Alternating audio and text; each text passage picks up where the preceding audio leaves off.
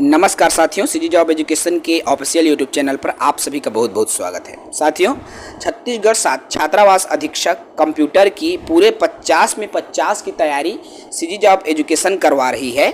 Computer की complete preparation छात्रावास अधीक्षक की, जिसमें ये हमारा क्लास 3 है। पार्ट 1 करके हम 3 पार्ट में क्लास 3 को देखेंगे।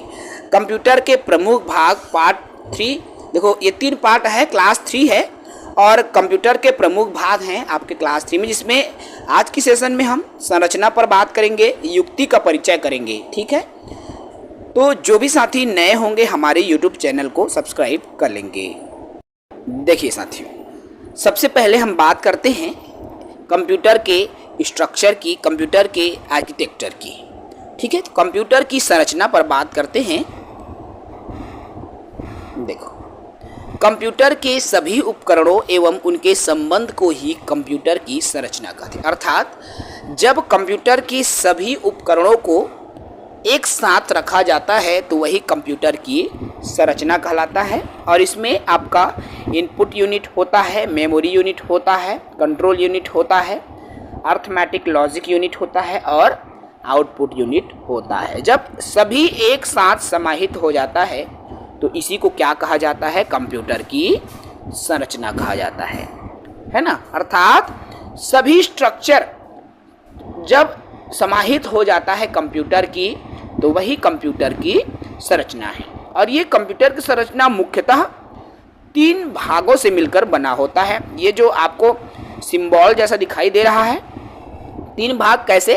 तो एक भाग ये इनपुट यूनिट होता है, दूसरा भाग ये पूरा वाला भाग दूसरा होगा और ये आउटपुट वाला भाग तीसरा होगा। ठीक है, तो ये कंप्यूटर जो है मुख्यतः 3 भागों से मिलकर बना होता है। ठीक है, चलिए अब हम बात करें इन्हीं सभी चीज़ों को कि कैसे कैसे होता है। तो देखो, इनपुट यूनिट। अब इनपुट यूनिट क्या है?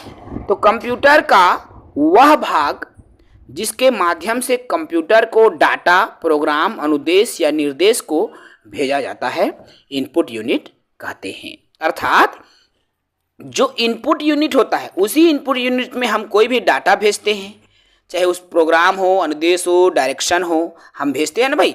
जैसे हम मान लीजिए कोई चीज़ और टाइप करते हैं, ठीक है, तो वो इनपुट हो रहा है ना भाई। वो क्या हो रहा है? इनपुट हो रहा है। तो यही इनपुट यूनिट कहलाता है, जो कि डाटा, प्रोग्राम, अनुदेश को इनपुट करता है या भेजा जाता है। ठीक है, उसके बाद दूसरे पार्ट में आते हैं तो वो हमारा कहलाता है सीपीयू, सेंट्रल प्रोसेसिंग यूनिट। और ये जो सीपीयू है ना, यही कंप्यूटर का क्या कहलाता है भाई? दिमाग कहलाता है, सबसे प्रमुख। देखो, आपका जो मॉनिटर है कौन सी कंपनी का है? अगर आप सस्ता वाला भी मॉनिटर लिए हो ना तो उनसे मतलब नहीं होता। यदि आपका सीपीयू अच्छा है तो अच्छे से चलेगा। ठीक है, सीपीयू की क्वालिटी अच्छी होनी चाहिए क्योंकि यही इसका प्रमुख है। तो सीपीयू का पूरा नाम सेंट्रल प्रोसेसिंग यूनिट कहलाता है और कंप्यूटर का वह भाग जहां कंप्यूटर के सभी कार्य संपन्न होते हैं। जो हम इनपुट करवाते हैं ना कोई भी डाटा को, वो करता कौन है? कार्य को बाकी इनपुट होने के बाद की सभी प्रोसेस सेंट्रल प्रोसेसिंग यूनिट कहलाता है। ये प्रोसेस करता है, सभी कार्य को यही संपन्न कराता है। ठीक है, अब ये जो सीपीयू है इसके भी 3 भाग होते हैं साथियों। ठीक है, चलिए अब इनके जो 3 भाग हैं क्या क्या? एक तो है मेमोरी यूनिट, दूसरा है कंट्रोल यूनिट और तीसरा है अर्थमेटिक लॉजिक यूनिट। सीपीयू के 3 भाग। अब इन्हीं तीनों के बारे में हम देखते हैं। सबसे पहला देखो, सीपीयू का भाग है मेमोरी यूनिट। तो सीपीयू का वह स्थान जो कंप्यूटर के डाटा भंडारण के लिए उपयोग हो वह कहलाता है सीपीयू का मेमोरी यूनिट। ठीक है, अर्थात मेमोरी यूनिट क्या है? इसमें डाटा को मेमोरी स्टोर करके रखते हैं। मेमोरी जानते हो ना, जहां पर बहुत सारे डाटा स्टोर रहता है तो स्टोर किया जाता है। यहां पर सीपीयू का वह भाग है जहां डाटा को स्टोर करके रखा जाता है, मेमोरी यूनिट कहलाता है। और ये जो मेमोरी यूनिट है वह भी 2 प्रकार का होता है। क्या क्या दो प्रकार का होता है भाई? तो देखो, ये दो प्रकार में प्राइमरी मेमोरी या प्राइमरी यूनिट मेमोरी यूनिट और सेकेंडरी यूनिट अर्थात द्वितीय, प्राथमिक मेमोरी और द्वितीयक मेमोरी। प्राथमिक मेमोरी क्या है? तो यह आंतरिक मेमोरी होता है जिसे मुख्य मेमोरी कहते हैं। यह डाटा को अस्थायी समय के लिए स्टोर करके रखता है। जबकि सेकेंडरी मेमोरी जिसको द्वितीयक मेमोरी कहा जाता है, इसे स्थायी मेमोरी कहा जाता है। प्राइमरी मेमोरी को अस्थायी मेमोरी कहते हैं और सेकेंडरी मेमोरी को स्थायी मेमोरी कहा जाता है। यहाँ पर डाटा स्थायी रूप से स्टोर किया जाता है।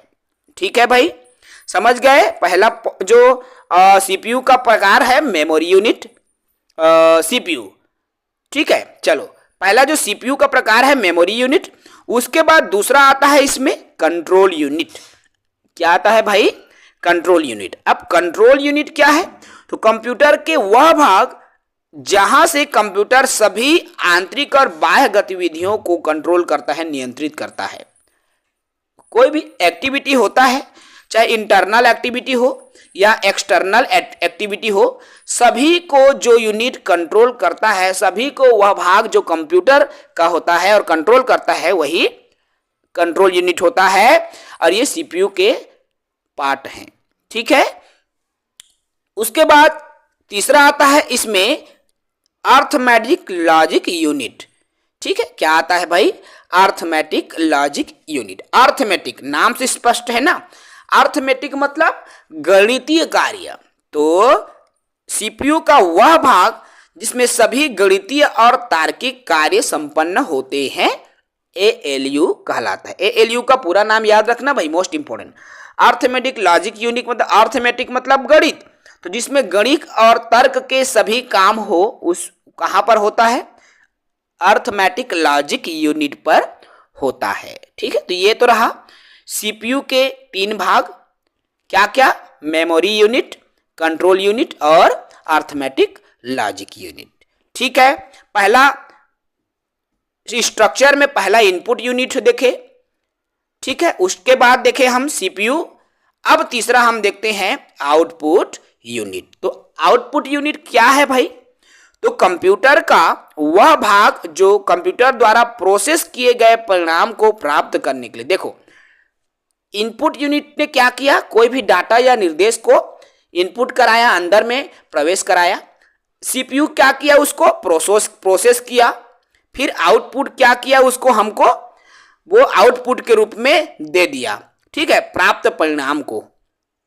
समझ गए? जैसे यहाँ प्रिंटर आउटपुट यूनिट है, आउटपुट डिवाइस है, और जो हम कुछ भी टाइप करते हैं ना, उसको आउटपुट के रूप में हमको प्रिंटर से मिल जाता है, मॉनिटर से मिल जाता है, देखने को मिल जाता है ना। तो यही आउटपुट, अर्थात कंप्यूटर का वह भाग जो प्रोसेस किए गए परिणाम को हमें प्राप्त होता है, प्राप्त कराता है, वह आउटपुट यूनिट कहलाता है।